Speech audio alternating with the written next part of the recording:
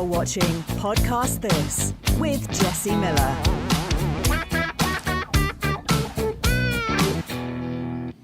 Welcome, everybody, to Podcast This. We're so happy to have you watching live or perhaps on demand, maybe tomorrow and afterwards.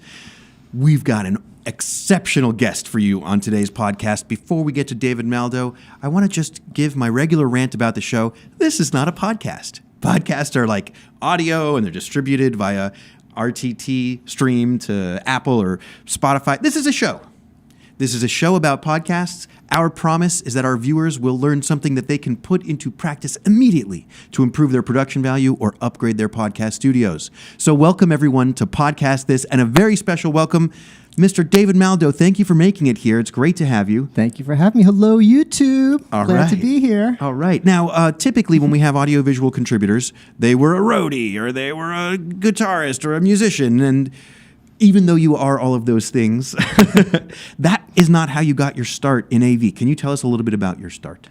Sure. Just like anyone else, my AV career started with Hurricane Katrina. Isn't that how you started? No, that's unique. No, tell really, us more. Okay, I thought it was everyone, but I guess it was just me. I was working as an attorney, of all things, in New Orleans, in Louisiana, and Hurricane Katrina started coming down on us, and some of us decided to stay, and some of us decided to go.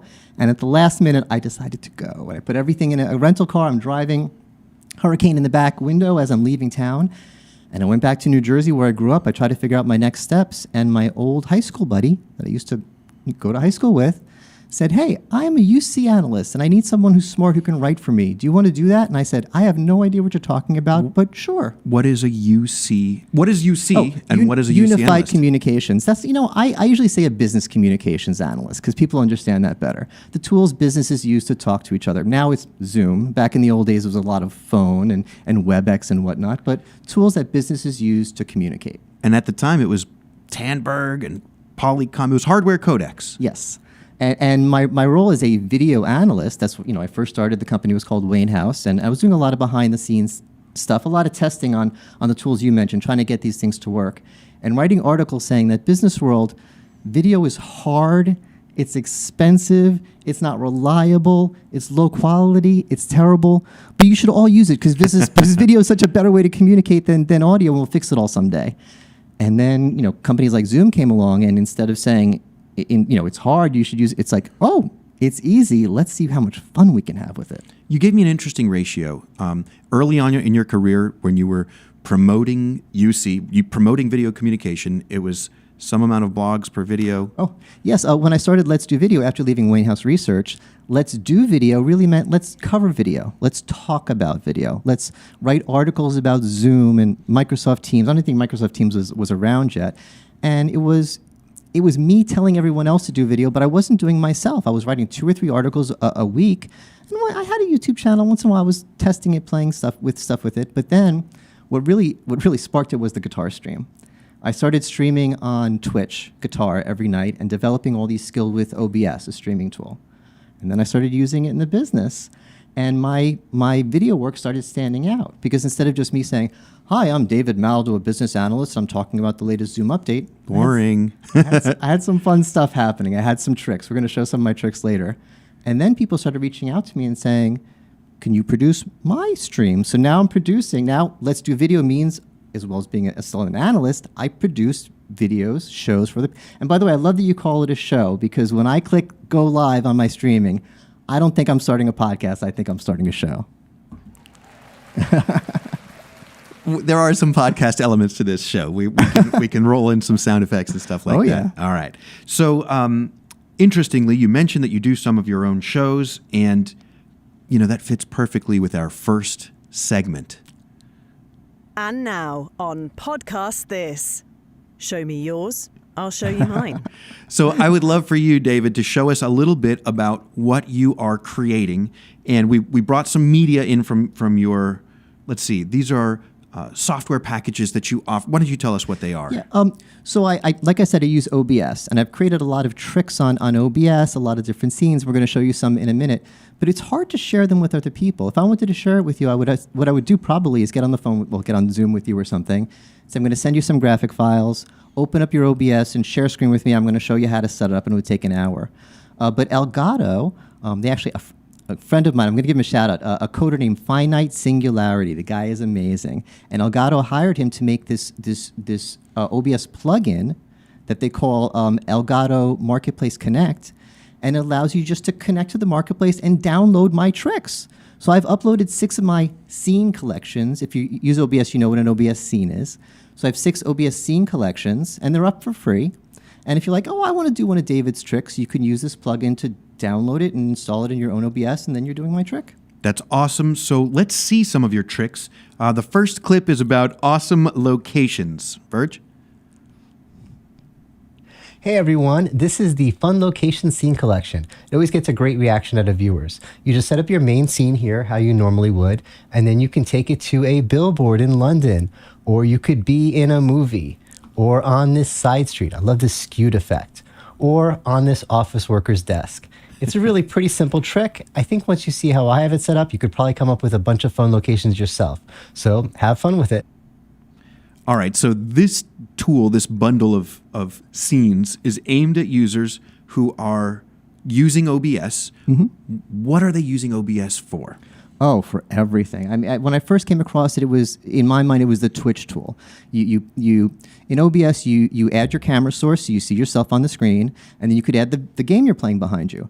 And if you've ever seen the kids on Twitch, that's what they do. They put themselves in the corner, and they have the game behind them. And that's when I first came across it. I was watching guitarists on Twitch, and I saw this guitarist, and he was just sitting there playing guitar, and he had his little green screen, and he had something behind him. And then he pressed a button on his Stream Deck, and I saw something that absolutely blew my mind. And it was the simplest thing, but I'd never seen anything like that before.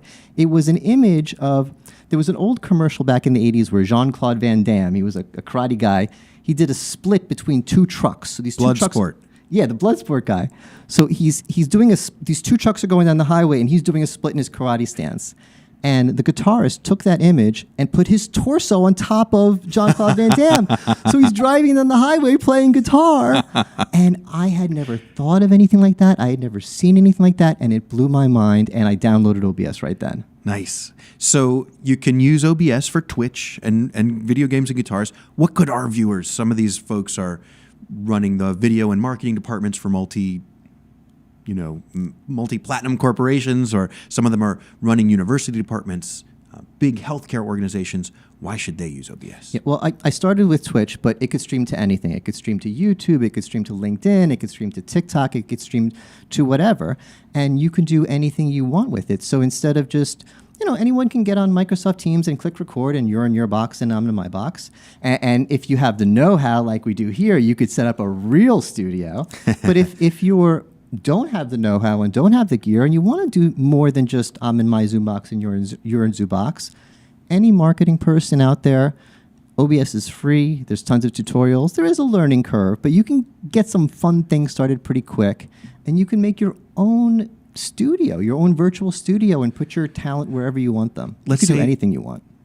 Let's say our viewer has okay, great. Business presentation. This is a great screen grab from another one of your collections. Let's say that our users are familiar with, okay, I open up my laptop, the camera's good enough, the mic is good enough, and that's how I attend a Zoom meeting or attend a Teams call. Does OBS fit into that equation? Yeah, that's one of the things that I love about not just OBS, but about streaming is, people talk about what hardware you need and how and I think some people say, okay, I made a list. I'm going to do my first podcast. I have a $10,000, gear budget list. You don't need that. Your first stream, you start with your laptop, and you can get OBS on it. Just to clarify, if you've got a $10,000 budget, definitely spend it, and spend it with somebody like Midtown Video. But if you wanted to add even more free tools, then you could consider OBS. Yeah, Okay. and if you don't have the budget, you could just get started. I really want everyone just to start with what you have, and you can improve. If you look back at just about any podcast, if you look at episode 1 compared to episode 50, it gets better. That's right. It's allowed. That's right. And it's not like the old days. I used to people think, when YouTube was new, if you're making a video for people to see, it has to be a $100,000 perfect presentation from day one. We've been streaming forever. It's okay. It's all you could make a mistake. It's all about iteration, isn't it? Your lighting could be bad on your first 10 episodes. You could improve. It's okay. There's another clip that I really liked from your OBS collections. This is about being right back. All right, let's take a quick break. We'll be right back after these messages.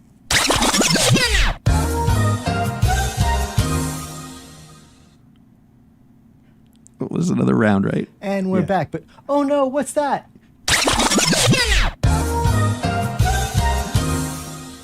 All right, tell me about the importance of these custom sort of messaging systems. Yeah, well, everyone has a Be Right Back stream. Yeah, I mean, for shows like this, we're just going to do the show and end it. But for Twitch streams, they stream all day.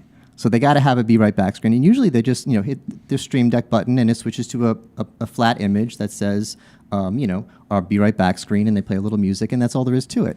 But why not have some fun with it? That's a fun meme. It's from that Eric Andre show or something like that, the little sound effect. And I actually use a voice control to do that when I do it on my guitar stream. So I don't press a button or anything. I'm sitting there and say, okay, guys, I need a break. Got to get some water. We'll be right back after these messages. And it just happens. Wow, what's listening for that voice cue? That's a program called Streamer.bot, which integrates well with OBS. Got So you. Streamer.bot hears me, it does the action, and it tells OBS to do it. Hands-free voice commands are very good for musicians because I'm not sitting at the computer. Sure. And analysts. Yes. All right. Well, thank you for showing me yours. I'm happy to show you mine. As you mentioned, Midtown Video is using a lot of hardware here. We're not using OBS. We're using a TriCaster TC2E. We've got a few mismatched cameras, but these are from when we closed our rental department. We still had a Sony F55, Canon C500 Mark I, some really nice Canon Cinema glass, which, if you're going to look your best and you're going to sound your best, you better put your best gear forward. That's what I think. And these RE20s, we're going to talk about the RE20s a little later in the show in a segment that we call What We Use. But once again, David, thank you for showing me yours. Yes. That was a quick look at mine. And that actually brings up to our next segment, because you're not just making your own podcasts. You happen to be making other people's podcasts. Yeah, that's always the best way to start a business, when you're doing something for yourself and someone says, hey, can I have that? And that's how this happened for, one of my favorite shows I produce. It's a podcast, or a show, I say, called the Ad Tech Ad Talk Show. There's two CEOs from the ad tech world, Adam Heimlich, the CEO of Chalice Inc., and Gareth Glazer, the CEO of Gamera. And Adam is buy side and Gareth is sell side, so they really are like learning each other's worlds. They have all these questions for each other. And the way it happened was Adam was an old friend, and I showed him what I'm doing with my shows. And he has a very big voice on Twitter. He is a known person in the industry. People want his opinions. And I'm like, you need a podcast. The ad tech industry. The ad tech industry, digital ads. Okay. So now that digital we're ads on the internet. Now that we're talking about other people's podcasts, let's just roll the bumper and then we'll get into it. And now on Podcast This, other people's podcasts. So this is Ad Tech Ad Talk. And tell me what your role is in the show. I am the producer. Oh, once in a while they'll say, hey, David, can you, and I'll say something on camera. And once in a while I'll show my face on camera. But for the most part, I am the off-camera producer and remote producer at that. I am in Florida. Tell me more. Where are they? I am in South Florida. One of them is in Brooklyn and the other one is in Manhattan. And we have guests from all over the world. And they just all jump into Zoom. I used to use other tools, but if you use another tool, you have to explain to someone, this is something you never heard of. Here's how it works. Send someone a Zoom link. They use Zoom. And it used to be tricky to get Zoom into OBS, but I made my own app that's on the Zoom app marketplace that lets me take people from Zoom and get their direct feeds in OBS. So let's take a look. We're going to check out two clips from, because David said, we're using Zoom to bring them into the podcast, but it's so much more than that. Let's take a look at the opener, Verge. Tell me how you got those dancers. Okay. Each dancer is his own little PNG GIF. And by the way, on the screen, it's hard to see, but those are the hosts, and you could see them live during the pre-show. You're talking about on the TV on the wall. On the TV on the wall. That's actually Adam and Gareth, but I keep them blurred, so if they do something dumb during pre-show, they don't get in trouble. Smart. But that's actually them live during pre-show. And at first, I only had the Hulk, and then the next time I added Batman, and it got to be a fun thing that every week my host would say, they couldn't wait for me to start the starting soon screen, so they could say, who's the new dancing figurine. And by a quick tip for OBS users, I made the mistake of adding each dancer individually. Each dancer is his own MP4 file. It started chugging my OBS, so I had to record that. So now it's that's one video. Layered them all onto one. Yeah. Because I didn't realize. I'm like, I'm asking OBS to play 30 MP4 videos at 1080p all at once. And so one contributor's in Brooklyn, one contributor's in Manhattan. Manhattan. You're running the show in out of Florida. Florida, like Verge runs our show out of Chicago. I'd love to show now the next clip about how you knit them all together. So, I can put them anywhere I want. I have like 30 different fun scenes that I put them in. That's, of course, the Yellow Submarine at the show start. And this is the main studio. When I hit my applause button, I do sound effects throughout. But when I do the applause button, I actually accidentally hit it. I accidentally went back to the starting student screen there. But I'll zoom in on them. And this is what 90% of the show looks like. A nice tight shot of the two of them. And those mics are real or fake? Those mics are fake. Okay. I love it. And if one of them starts talking a lot, I'll zoom in on the speaker.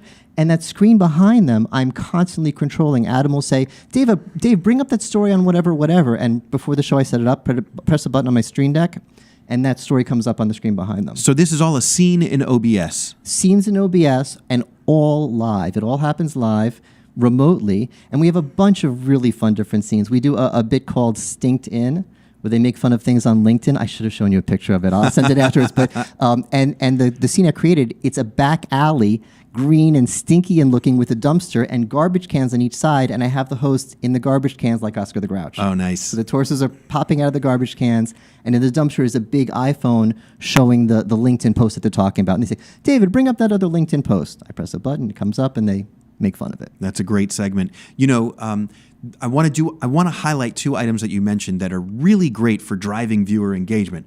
First is like adding a new dancing character just to the opening scene. That's not even the show. That's just the get ready, we're going to start soon. Mm-hmm. And it really makes the viewer feel like they're in a secret club.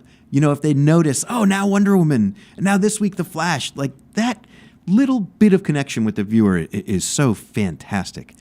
There's a million things that I've learned from Twitch that I want to see in the business world about that kind of interactivity. And I put them in throughout the show.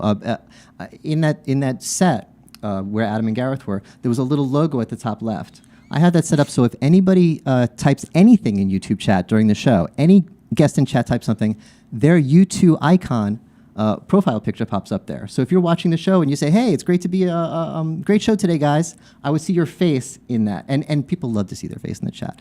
I also put the chat itself up. When someone makes a chat comment, I click a button and as a lower third, it shows below the host. So the hosts immediately see it because they're watching themselves. And they say, oh, David just popped up a question from chat. And they'll interrupt themselves to answer the question from chat.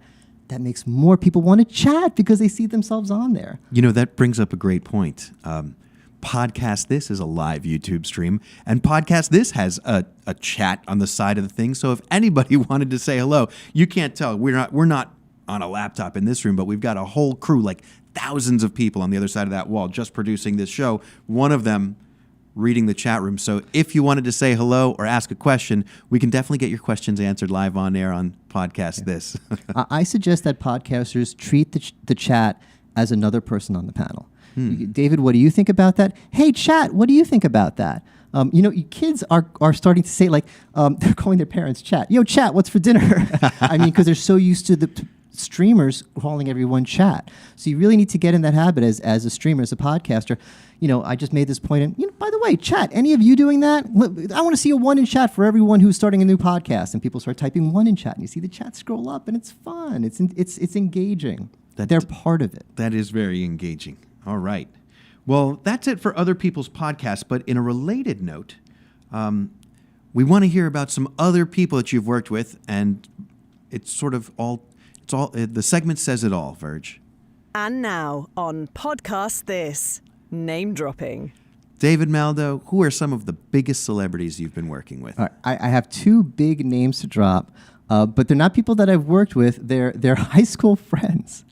I have this one high school friend, and in high school he was really. And this is in the '80s, so there were no iPhones, and very few people had a VCR, camcorder. And he had a camcorder, and he was making movies. He had 2 VCRs, and he would edit by going from one VCR to the other. It was A-B impossible. roll. Right? I guess that's 3 VCRs, but still. And we all made fun of it. Like, you're going to go off to Hollywood and work in sitcoms or something. And he is he went off to Hollywood, became an editor on Seinfeld, and then after that, he was able to do whatever he wanted. And he was the main editor and a producer and a director for the entire run of The Office, the most popular sitcom of all time. And he wasn't one of the editors; he was the editor, to the point where they're going back and making new stuff from it, and he's the only one who's allowed to do it. Nice. And I'm watching, and I was one of those people who watch The Office obsessively, and I see produced by David Rogers, and some of my favorite episodes directed by David Rogers. David Rogers' his name. Love this guy, and I still talk to him, and it didn't get to his head. He's the same sweet dude he was in high school. I got to give a shout out to Alex Girola, who's our engineer on the other. I said thousands of people. Really, it's just one guy who's worth 1,000 people. He's a big fan of The Office. He has a plaque on his desk, assistant to the assistant regional manager. Whatever the actual Office reference is. I get on Zoom calls with my high school friends, and David Rogers points at the Battlestar Galactica. That was Dwight's Battlestar Galactica in the show. He kept it. Wow. I mean, that kind of stuff. That's very cool. And who is your second? My second is Craig Mazin, the producer, writer, director of Chernobyl and Last of Us. Two of the, like, I know Chernobyl won an Emmy. I'm not sure about Last of Us, but Last of Us was almost as popular, just as popular, shows of all time. This guy, back in high school, we all knew he was going to do whatever he wanted to do. He was just incredibly brilliant, incredibly funny. Is he connected to the HBO production studio? In Game of Thrones, you know when it opens and they show the maps and there's all those little areas? Yeah. One of the lands is Mazin. Wow. Yeah. All right. That's tough to beat. Before he did Chernobyl, he was already the man. He had produced, he had done a bunch of comedies like Scream 5, Scream 6, Scream 7. That sometimes people make fun of because they were, sequels and whatever. But in writing and in directing and producing, he learned everything. And he started a podcast called Script Notes. And in that podcast, he had everyone who's anyone in Hollywood on it and made all these connections. And I think he's the boss of Hollywood now. I think he could do anything he wants. Well, Craig if we Mazin. were to have Craig or David Rogers on this show, I'm sure in their name-dropping segment, they'd go with David Maldow because recently, I think it was Zoom that named you a Zoom MVP. Yeah. Tell me a little bit about that. This was totally unexpected. This sounds terrible, but I kind of already felt like a Zoom MVP. It sounds so gross to say, but I've been with Zoom for a long time. I've been to every Zoomtopia. I think there's only a small handful of us who could say we've been to literally every Zoomtopia.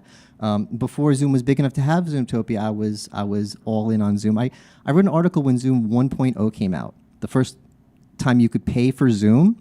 And at the blog I was doing before I was at Let's Do Video, before I started Let's Do Video. And that article went viral enough that on the Zoom Wikipedia page, it was the first link. And when you go to Zoom Wikipedia, it said, Zoom is a company that does this. And it was a link to my article for 10 years. Wow. When the pandemic hit, Zoom's Wikipedia page got completely rewrote and I was taken out. Sure, yeah. But that was one of my bragging points. I've been to all the Zoomtopias. I go to a Zoom Analyst Perspectives event every year. I have all these Zoom videos. One of my best video, right as the pandemic hit, I made a video called Zoom Virtual Backgrounds. No way. Right as the pandemic hit, the timing was perfect. I got hundreds of thousands of views on it. So, when I go, Eric knows me. David, oh my God, Eric knows my name. So I've kind of felt like Zoom has been really, really nice to me and treated me really, really special for a long time. And then I get this email saying, David, would you like to be an MVP? What year? A month ago, month and a Nice. half ago. Nice. It was a completely new program. They're just starting it. A lot of the other MVPs are very active on Zoom's community forum, which I need to get more active on. It's a great, great community, and it's like 100,000 people there now. It's really big. And they're all people like me who just help people with Zoom and talk a lot about Wait, there's Zoom. and make videos. 100,000 Zoom MVPs? No. Community members on Community their forums. members. How many Zoom MVPs are there? 10. 10-ish. In a world of 8 billion. I know. I've got to share that. That gives me an ego. In September of 2020, when I was, we were all getting well practiced at Zoom after the pandemic, but I was attending my first Zoom Seder, and I changed my backdrop to a little video clip from the 10 Commandments. Oh, that's awesome. That was a lot of fun. David, that actually brings us to our next segment. This is called What We Use. And now on Podcast This, what we use. Now, I hyped up your appearance on our show through something that I love. This is, I love your AI Chef's Bistro show. And in your collections, we found a video that was very well related. So, Verge, can you roll this clip for us? Hey everyone, this scene collection comes with 21 different masks, hats, glasses, that kind of a thing. You can set up your Stream Deck to switch between them, or if you have like a bot, you can have your viewers do them, and they just kind of snap onto your head, and you can have some fun with it. All right, hope you enjoy it. All right, so is this the tool that you're using for the AI Chefs? Yes, that's the same tool. It's a plugin for OBS, augmented reality, Move augmented reality tool. And basically, I set up a bunch of little things, little hats and whatever, and I could switch between them on the Stream Deck and set them to stick on my head. And not only stick on my head, but kind of, skew as I turn my head. Little AR. Yeah, it's one of the first AR plugins that came out there, and the person who coded that, his name is Exceldro. I'm a fan of OBS plugin developers. Exceldro and Finite Singularity, the two of them should be getting awards. But Exceldro made the Move plugin, which is one of the most popular plugins, and he added AR to it. And that's what you could do with it. It's so much fun. That is crazy. Also, in that same clip, I happened to notice your microphone is an Electro Voice RE20. Yes. That's what we're using here at Midtown Video's podcast studio of the universe, a couple of RE20s.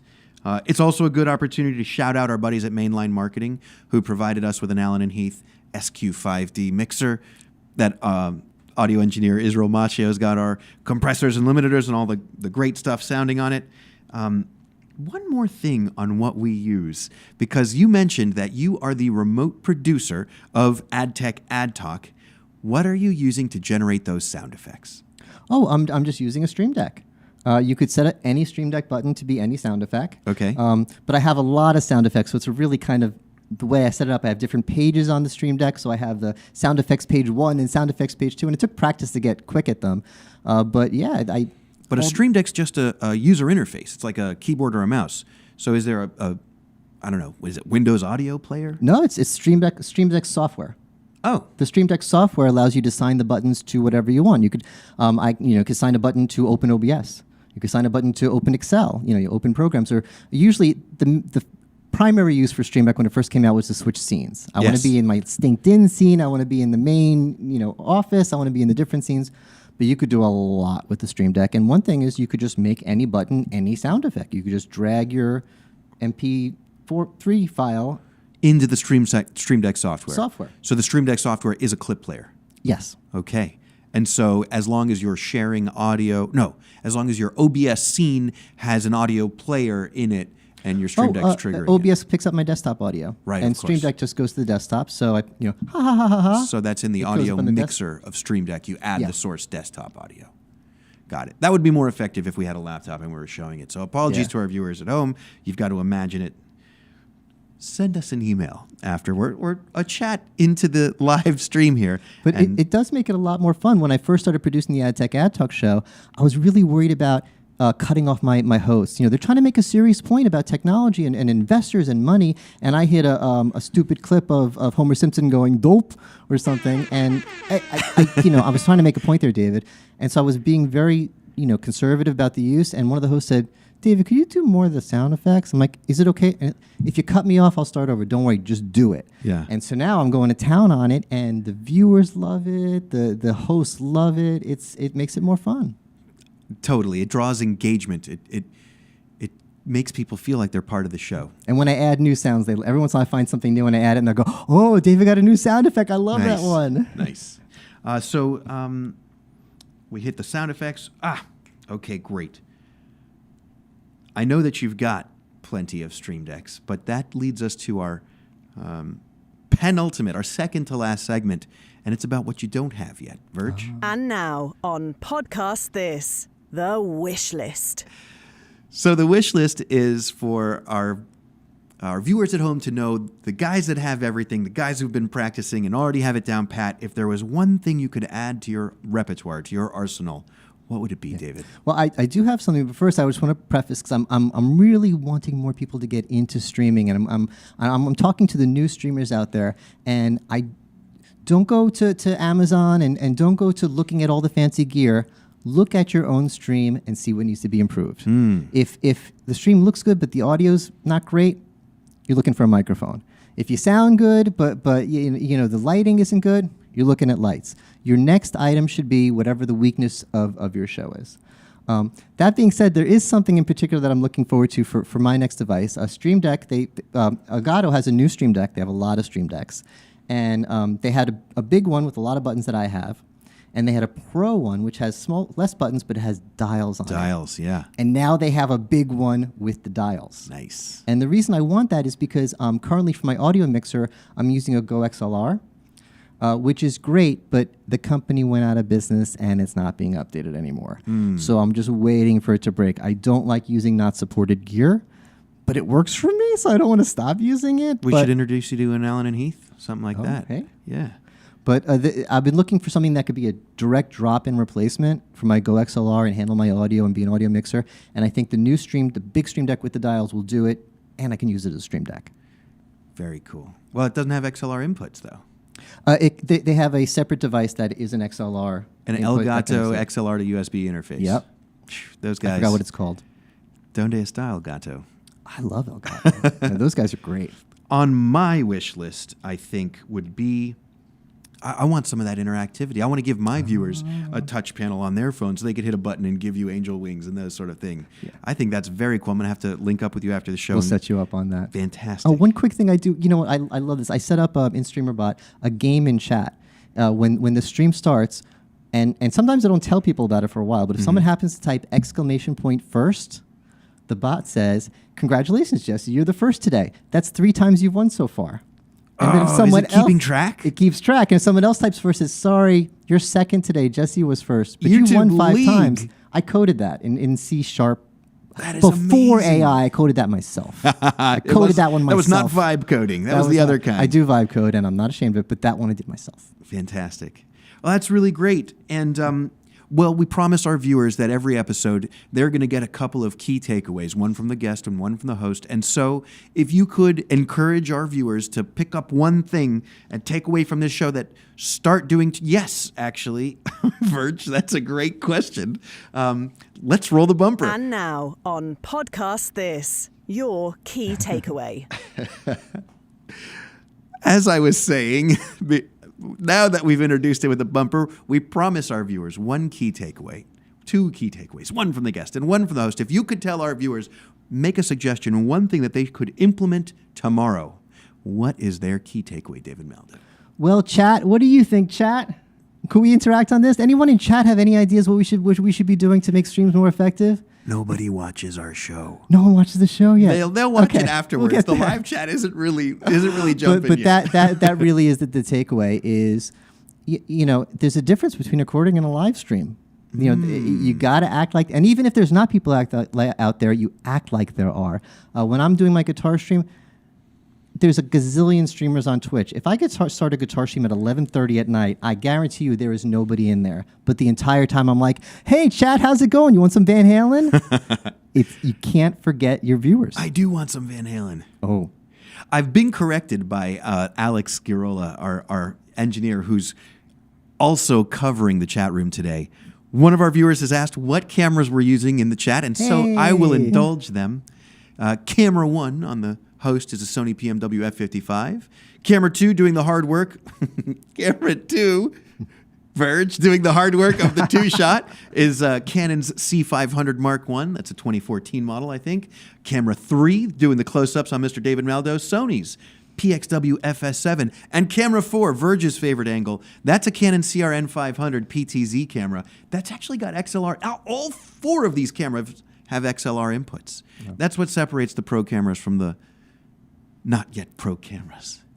Nice. Thank you for watching the show, and thank you for submitting your question in the chat room. And David, thank you for inspiring me to treat this as a live stream, not just a recording, and interacting with the chat room. Yeah. So we did have a viewer. We had a viewer. With a great question. Thank you, by the way. That was a great question. My key takeaway is that if you're going to produce a show, it helps to have a whole team around you. As I keep mentioning, Verge is in Chicago, Alex in Israel, typically Nico's here as well. He couldn't make it today. He's in Spain. But the point is, have a great team and then have in-ear communication so that when you mess up, they can tell you, Jesse, you did something wrong. Go back and do it again. That really helps make things much smoother. So, well, everybody, thank you for tuning in to watch Podcast This with Jesse Miller. I do hope that we've lived up to our promise today, and you've heard at least one thing from our fantastic guest, David Maldow. Thank you so much for making it over. We'd love for you guys to share your thoughts. There's a form on our Podcast This website on midtownvideo.com where you can ask questions for the next show. Don't wait till it's live. Get your questions in early. Thanks so much for joining us today, David. You forgot the most important thing. What's the most important thing? Please like and subscribe. This is not a podcast, man. This is just a regular. Please like and subscribe. It was a real pleasure to have you on the show. It's fantastic to learn about where you're coming from. Where can people learn more about what you're up to, David? Oh, find me at letsdovideo.com, and please like and subscribe to the YouTube channel, letsdovideo.com. Absolutely. Once again, thank you again for all of our viewers. This has been Jesse Miller on behalf of Midtown Video. Thank you for watching Podcast This. Thank you for watching Podcast This with Jesse Miller. See you next Monday. Same pod time, same pod channel.